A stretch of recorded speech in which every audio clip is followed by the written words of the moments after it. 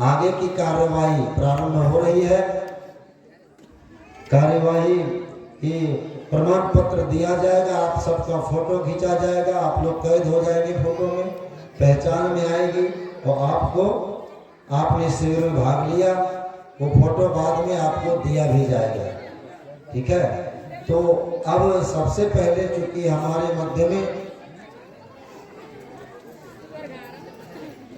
श्रीमान गौतम खट्टर जी और मान्यवर पंडित नरेश दत्त जी उपस्थित हैं, जिनका आप 4 दिनों से लगातार सुन रहे हैं, क्योंकि हम लोगों में अभी उम्र में सबसे ज्यादा बड़े आशीर्वाद देने का सामर्थ्य रखने वाले सम्माननीय नरेश दत्त जी हैं। तो मैं इनसे निवेदन करूंगा कि हमारे इस प्यारे बच्चों को अपना आशीर्वाद प्रदान करें।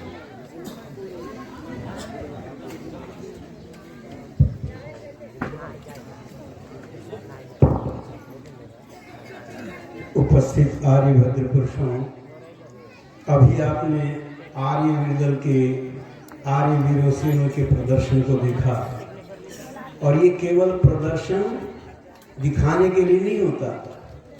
2 चीजें होती हैं, एक होता दर्शन और दूसरा होता है प्रदर्शन। प्रदर्शन जो होता है वो दूसरों को दिखाने के लिए होता है, और दर्शन स्वयं धारण करने के लिए होता है। इसलिए वेद में आता वीर भोग्या वसुंधरा, बहादुर लोग ही इस पृथ्वी के भोग को भोगा करते हैं, कायर कमजोर नहीं भोगते। और महर्षि दयानंद सरस्वती जी ने जिस समय वेद को पढ़ा और वेद की बातों को चिंतन किया, तो उन्होंने आर्य समाज का संगठन बनाते हुए आर्य समाज का नियम बनाया, संसार का उपकार करना इस समाज का मुख्य उद्देश्य है, अर्थात शारीरिक, आत्मिक और सामाजिक उन्नति करना। 3 प्रकार की उन्नति हम संसार में रहते हुए करें। सबसे पहली उन्नति कौन सी है? शारीरिक उन्नति। पर मैं आपसे पूछता हूं, क्योंकि मेरे गणित के सवाल होते हैं, गणित के सवालों में जोड़ घटाओ और क्या कितना बचा, कितना खर्च हुआ, वो सारा आता है। आप हिसाब लगा करके देखें, पहले जो पुराने लोग थे, अनपढ़ लोग थे, उनका शरीर ज्यादा स्वस्थ था, बलवान था, या आजकल ज्यादा बलवान है? जी, पहले लोगों का। तो हमने उन्नति किया, पतन किया? हमारी उन्नति नहीं हुई, हमारा पतन हुआ है। इसलिए आर्य समाज की जिम्मेदारी है जगह जगह पर आर्य वीर के शिविर लगा करके हमारे स्वास्थ्य अच्छा रहे, ये प्रयत्न किया जाता है। तो आपने जो सीखा है उसको प्रतिदिन अपने घर पर आसन व्यायाम करते हुए अपने शरीर को बलवान बनाने का प्रयत्न करना। और दूसरी उन्नति है आत्मिक उन्नति। पहले अनपढ़ लोग अन्याय का ज्यादा विरोध करते थे, या आजकल पढ़े लिखे ज्यादा विरोध करते हैं? जी, पढ़े लिखे नहीं करते। पहले अनपढ़ आदमी गांव का चौराहे पर खड़ा होकर के कहता था, मैं ये अन्याय नहीं देख सकता, मेरे होते हुए ये अन्याय नहीं होगा। और आज एक लड़की को चाकू से मारा जा रहा है और लोग वीडियो बना रहे हैं देख करके, मेरा चैनल चल जाए, मेरे चैनल के फॉलोअर ज्यादा हो जाएं। अच्छा बताओ, हमने सामाजिक उन्नति की, ये आत्मिक उन्नति की, या पहले लोगों के अंदर आत्मिक उन्नति? पता चला आत्मिक बल में भी हम पीछे हुए हैं, आगे नहीं बढ़े। और तीसरी उन्नति सामाजिक उन्नति। पहले अनपढ़ लोग ज्यादा प्रेम से रहते थे, या आजकल पढ़े लिखे ज्यादा प्रेम से रहते हैं? जी, पहले अनपढ़ ज्यादा प्रेम से रहते थे। तो हमने पढ़ लिख करके उन्नति किया, पतन किया? पहले पति पत्नी के मुकदमे ज्यादा होते थे, या आजकल ज्यादा है? अदालतों में हिसाब लगा करके देखो, पता चला आजकल पति पत्नी के मुकदमे ज्यादा चल रहे हैं। हमने प्रेम से रहना नहीं सीखा, क्योंकि वैदिक धर्म जिसको हम कहते हैं, वैदिक धर्म क्या है? तो ऋषि धर्म जी महाराज ऋग्वेद आदि भाष्य भूमिका में वेदोक्त धर्म की चर्चा करते हुए ऋग्वेद के संगठन सूत्र की चर्चा करते हैं। धर्म हमको क्या सिखाता है? प्रेम से मिलकर चलो, बोलो सभी ज्ञानी बनो, पूर्वजों की भांति तुम कर्तव्य के मानी बनो। यदि हमने प्रेम से रहना नहीं सीखा तो समझ लो हम धर्मात्मा नहीं हैं, और यदि प्रेम से रहना जानते तो हम धर्मात्मा बन चुके हैं। इससे ऋषि तीनों चीजों की उन्नति करना चाहते थे। सबसे पहले हमारी शारीरिक उन्नति है, तो बचपन में हम क्या करें, शारीरिक उन्नति करने का प्रयत्न करें। तुम्हारे शरीर को बलवान बनाने के लिए, तुम्हारे शरीर को, क्योंकि जो कमजोर होते हैं ना वो संसार में कभी सुख को प्राप्त नहीं करते। अच्छा, बलि जो चढ़ाई जाती है, बकरे की चढ़ाई जाती है, शेर की चढ़ाई जाती है?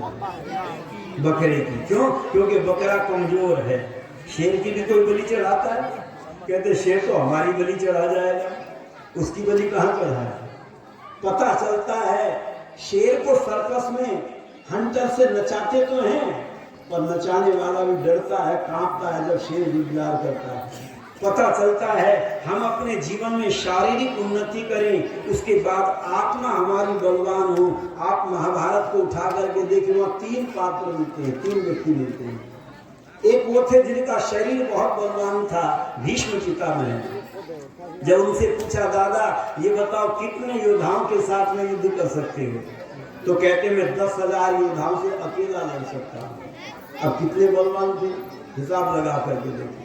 पर द्रौपदी का अपमान हो रहा है और चुपचाप बैठे हुए बोलने की हिम्मत नहीं करी, क्योंकि आत्मा कमजोर थी। शरीर तो बलवान था, आत्मा कमजोर थी। और दूसरे थे विदुर, उनकी आत्मा बलवान थी पर शरीर कमजोर था। सभा में खड़े होकर के कहते, जिस सभा में नारी का अपमान हो रहा है मैं उस सभा में नहीं रहूंगा, और सभा को छोड़ करके चल देते। पर एक तीसरे और थे जिनकी आत्मा भी बलवान थी और शरीर भी बलवान था। उनका नाम था योगीराज कृष्ण। और श्री कृष्ण जिस समय उनसे कहा गया कितने बलवान थे योगीराज कृष्ण, अश्वत्थामा कहता है महाराज ये जो चक्र सुदर्शन है ये मुझे दे दे। तो कृष्ण कहते हैं इस सुदर्शन को मांगने की हिम्मत अर्जुन की भी नहीं पड़ी, पर तुमने ये मांगने की कोशिश की है तो मैं तुम्हें दे रहा हूं, उठा करके ले जाओ। और जिस समय अश्वत्थामा उठाने लगे उसको, तो दोनों हाथों से चक्र सुदर्शन नहीं उठा, पराजित होकर के चल दिए। और श्री कृष्ण उसको कैसे घुमाते थे, एक उंगली पर घुमाते थे। अब कितने बलवान होंगे जरा हिसाब लगा करके देखो। शारीरिक बल भी था उनके अंदर और आत्मिक बल भी था। जिस तरह दुर्योधन ने कहा श्री कृष्ण को बंदी बना लो तो ये सारे झगड़े खत्म हो जाएंगे। कृष्ण को पता चला, कहते हैं किसमें हिम्मत है जरा मुझे उंगली लगा करके तो देखे, तुम आओ कौन है जो मुझे बंदी बनाना चाहता है। ये आत्मिक बल जिसके अंदर होता है वह कभी अन्याय को बर्दाश्त नहीं करता।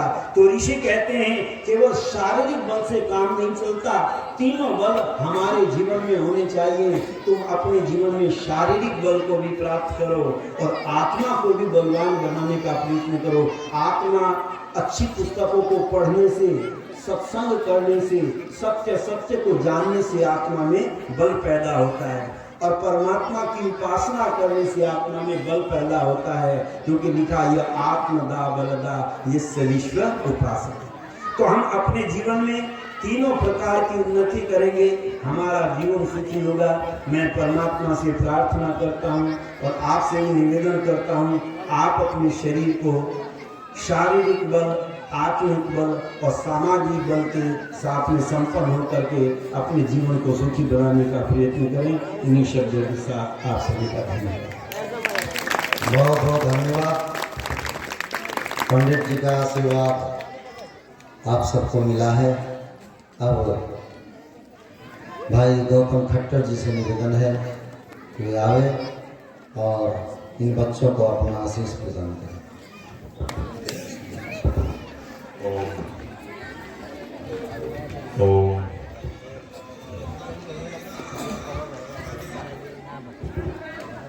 आदरणीय पंडित जी ने बड़ा ही सुलझा हुआ उद्बोधन हम सबके बीच में रखा।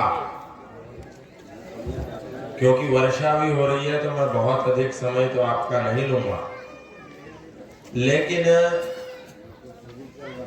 कुछ बातें आपके समक्ष रखूंगा, क्योंकि कुछ बातें, कुछ प्रदर्शन, कुछ दर्शन आपने भी दिखाया अपने हिस्से का। बंधुओं, आर्यवीर दल जो संगठन स्थापित हुआ था, उसकी स्थापना महात्मा नारायण स्वामी जी ने की थी, एक उद्देश्य के साथ, एक गंभीर लक्ष्य के साथ। क्योंकि ऋषि दयानंद ने 1875 में आर्य समाज नामक राष्ट्रवादी, वेदवादी, ईश्वरवादी संगठन तो स्थापित कर ही दिया था, परंतु आखिर क्या कारण था कि महात्मा नारायण स्वामी जैसे सन्यासी को पुनः एक संगठन स्थापित करना पड़ा, जिसका नाम था आर्यवीर दल। कारण यह था कि आर्य समाज नामक उस वट वृक्ष के नेतृत्व में जितने भी विद्वान थे, जितने भी सामाजिक कार्यकर्ता थे, जितने भी संगठन करता थे, जितने भी समाज सुधारक थे, जितने भी आंदोलनकारी थे, जब वो अपने आंदोलन को लेकर के, ऋषि दयानंद की विचारधारा को लेकर के, वैदिक संस्कृति के भाव को लेकर के जन जन के पास जाते थे, गांव गांव में जाते थे, नगर नगर में भटकते थे और गली गली में घूमते थे, तो उन समाज सुधारकों की, उन आंदोलनकारियों की हत्या कर दी जाती थी। ऋषि दयानंद के काल से बलिदान का वो सिलसिला शुरू हुआ। उनको विष दिया गया। एक सामाजिक आंदोलनकारी, राष्ट्रीय नेतृत्व के शिखर पर बैठा पुरुष,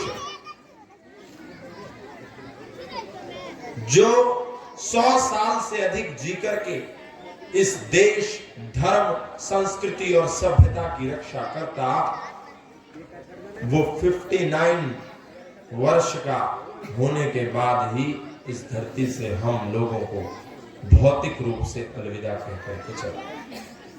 स्वामी श्रद्धानंद ने उस क्रांति की मशाल को नेतृत्व किया। ऋषि दयानंद के संकल्पों को मूर्त स्वरूप प्रदान करना चाहा। लाखों लाख हमारे दलित भाइयों को गले लगाया और पुनः सनातन धर्म में दीक्षित किया। उसके साथ भी यही हश्र हुआ। उस महान पुरुष की भी गोली मार करके अब्दुल राशिद द्वारा हत्या कर दी गई। यही कार्य महाशय राज्यपाल के साथ हुआ, यही कार्य पंडित लेखराम के साथ हुआ और यही कार्य हमारे अनेकानेक आर्य आंदोलनकारी नेताओं के, नेतृत्वकर्ताओं के साथ हुआ। उस समय महात्मा नारायण स्वामी के मन में यह विचार आया कि यदि ऐसा ही चलता रहा, हमारे आर्य नेतृत्वकर्ता, आंदोलनकारी, संगठनकर्ता, समाज सुधारक इसी प्रकार अपने प्राणों का बलिदान असमय देते रहेंगे, तो हमारा कार्य शिथिल पड़ जाएगा, धीमा पड़ जाएगा। उस सोच ने जन्म दिया था आर्यवीर दल को। आर्यवीर दल का कार्य है विद्वानों की, श्रेष्ठ जनों की, सामाजिक लोगों की, आंदोलनकारियों की, समाज सुधारकों की रक्षा में डट करके खड़े रहना। तो यदि मंडपों में, नवादा में ये जो आर्यवीर दल का सम्मेलन लगा है, इसमें आकर के केवल कुछ दिन के मनोरंजन के लिए आप लाठी सीख करके मत जाना। कुछ दिन के उत्साह के लिए आप योगाभ्यास सीख करके मत जाना। आप ये संकल्प लेकर के जाना कि यदि भविष्य में राष्ट्र रक्षा के लिए, देश रक्षा के लिए, भारत माता की रक्षा के लिए आपकी समय की आवश्यकता पड़े, तो आप तत्पर हो जाएं उसी समय, ये संकल्प लेकर के जाना। बहुत सारे लोग हमारे समाज में, क्योंकि कल का जब प्रवचन लाइव हुआ, लाखों लोगों ने उसको देखा, तो कई इस्लामिक कट्टरपंथियों ने संदेश भेजे कि इस व्यक्ति को जेल में बंद कर देना चाहिए, क्योंकि आचार संहिता लगी हुई है और ये अपने धर्म की मुखरता से बात रख रहा है, ये लोगों को भड़काने का काम कर रहा है, इसको आईपीसी की धारा लगा करके गिरफ्तार कर लो। तो यही आरोप, जब ये लाठी आपने जो चलाई, जो तलवार चलाई, जो प्रदर्शन किया, जो अपने पौरुष का दिग्दर्शन हमको प्रदान किया, बहुत सारे लोग ये कहेंगे कि ये जो आर्य वीर दल है, ये जो आर्य समाज है, ये शस्त्र को सिखा रहा है, ये शस्त्र को चलाना सिखा रहा है। तो ऐसे में हमें उनको भी प्रत्युत्तर देना होगा कि मर्यादा पुरुषोत्तम श्री राम से हमने क्या सीखा है। विश्वामित्रादि ऋषियों के यज्ञ हवन भी तभी सफल होते हैं जब पहरे पर स्वयं धनुर्धर राम खड़े होते हैं। हमारा वेद कहता है, अग्रतश्चतुर्वेदा पृष्ठतः सस्रम धनु इदम ब्रह्मम इदम शस्त्रम शापादपि शरादपि शस्त्रेण रक्षति राष्ट्र शास्त्र चर्चा प्रवर्तते। यदि हमारे पहरे पर कोई योद्धा खड़ा नहीं होगा तो हम वेद भी इस देश में नहीं पढ़ सकते। यदि इस देश में योद्धाओं का अभाव हो जाएगा तो हमारे मंदिरों में भी ताले लग जाएंगे, हमारी घंटियां बजाने पर भी बैन होगा, हमारे मंदिरों में सनातनियों को पूजा पाठ करने पर भी निषेध होगा, जैसे हुआ था हैदराबाद में। और जब हुआ था मंदिरों पर बैन, तो और कोई व्यक्ति और कोई संगठन और कोई सामाजिक कार्यकर्ता हैदराबाद में जाकर के प्रतिकार नहीं कर रहा था। यदि कोई कर रहा था तो आर्य वीर दल के संस्थापक महात्मा नारायण स्वामी उस समय अग्रिम मोर्चे पर खड़े थे, अग्रिम पंक्ति में खड़े थे कि यदि तुम्हें सनातनियों के मंदिरों में, सनातनियों की घंटियों पर, सनातनियों की पूजा पाठ पर निषेध करना है, बैन लगाना है, प्रतिबंध लगाना है, तो आर्य वीर से लड़ना ही होगा। तो हमें महात्मा नारायण स्वामी से ये प्रेरणा लेनी है और लोगों को बताना है कि शस्त्र विद्या हमारे लिए कितनी जरूरी है। अरे सोचिए, सीता भी वापस आ जाती अगर शांति की बातों से, गर दुर्योधन का हृदय परिवर्तित हो जाता नातों से, तो ना राम को धनुष, कृष्ण को चक्र उठाना पड़ता, पर किंतु करे क्या, भूत लात के नहीं मानते बातों से। अरे ऋषि मुनियों के अस्थि समूहों ने हमको समझाया है, भक्ति अहिंसा का केवल असुरों ने खून बहाया है। सबकी पावन परिपाटी जब झुलस रही हो ज्वाला से, तो तत्काल नहीं हल उसका कंठी जब तप माला से। ऐसे में श्री कृष्ण को चक्र उठाना पड़ता है, गीता गा गा कर पुरुषों को शूर बनाना पड़ता है। श्री कृष्ण की गीता को मैं फिर दोहराने आया हूँ, जागो आर्यों तुम्हें जगाने आया हूँ, जागो आर्यों तुम्हें जगाने आया हूँ। श्रद्धेय स्वामी जी कल हमारे बीच में यही संकेत कर रहे थे कि बार बार हमारी दस्तक पर कोई अभियान करता, कोई नेतृत्व करता, कोई प्रचारक, कोई संगठन करता आकर के दस्तक देता है और हमको भविष्य की चुनौतियों के लिए आगाह करता है। लेकिन यदि हम उसे नजरअंदाज एक बार करते हैं तो चल जाता है, दूसरी बार करते हैं तो चल जाता है, तीसरी बार करते हैं तो भी चल जाता है। लेकिन बार बार यदि हम अपने दरवाजे पर दस्तक देते हुए संकेतों को नजरअंदाज करते हैं तो हमारा विनाश निश्चित ही होता है। इसलिए आप नौजवानों के जीवन में आर्य वीर दल एक अवसर बनकर के आया है। इस अवसर को सौभाग्य में बदलिए और अपने भीतर के पौरुष को, अपने भीतर के शौर्य को, अपने भीतर के पराक्रम को, अपने भीतर की तेजस्विता को जागृत कीजिए, समर्पित हो जाइए देश के लिए, धर्म के लिए, इस माटी के लिए, इस भूमि के लिए।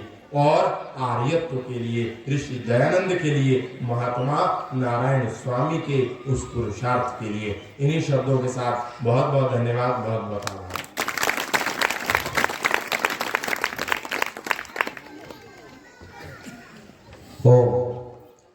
बहुत ही सुंदर विचार आपने श्रवण किया है। अब प्रमाण पत्र सब बच्चों को दिया जाएगा। तो हमारे जो प्रशिक्षक हैं सम्माननीय इंदल जी, वो सबका नाम बारी बारी से बुलाएंगे और आप मंच पे आएंगे।